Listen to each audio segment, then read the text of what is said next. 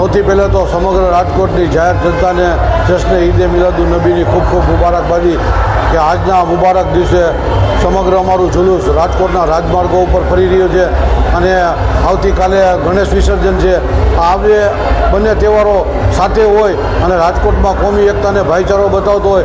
અમે પણ ત્રિકોણ બાગકા રાજાના પંડાલમાં અમે પણ ગણેશ ઉત્સવમાં ભાગ લીધો હતો. એ જ દર્શાવે છે કે રાજકોટના અંદર દરેક તહેવારો હળીમળીને ઉજવે છે.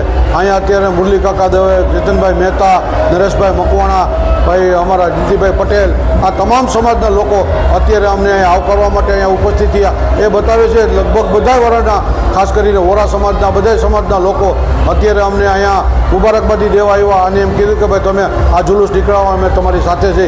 એ દર્શાવે છે કે રાજકોટના અંદર કોમી એકતા અને ભાઈચારો છે. દરેક તહેવારો અમે હળીમળીને ઉજવે છે.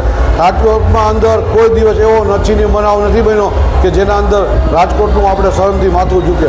એટલે જ અહીં કહેવામાં છે કે હિઝબુલ વતન હિઝબુલ ઈમાન, વતન પ્રેમ એ ઈમાનનો એક ભાગ છે.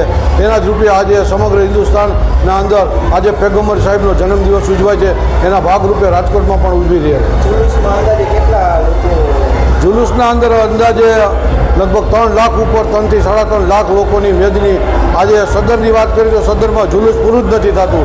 લગભગ 10:30 કે 10 વાગ્યાથી આ જુલુસ ચાલુ થયું છે, હજુ સુધી છેડો જ નથી આવ્યો. એ દર્શાવે છે કે રાજકોટના અંદર લાખોની તાદાદના અંદર જુલુસના અંદર હિન્દુ મુસ્લિમ ભાઈઓ બધા સાથે મળીને આ પૈગંબર સાહેબનો જન્મદિવસ ઉજવીએ છીએ.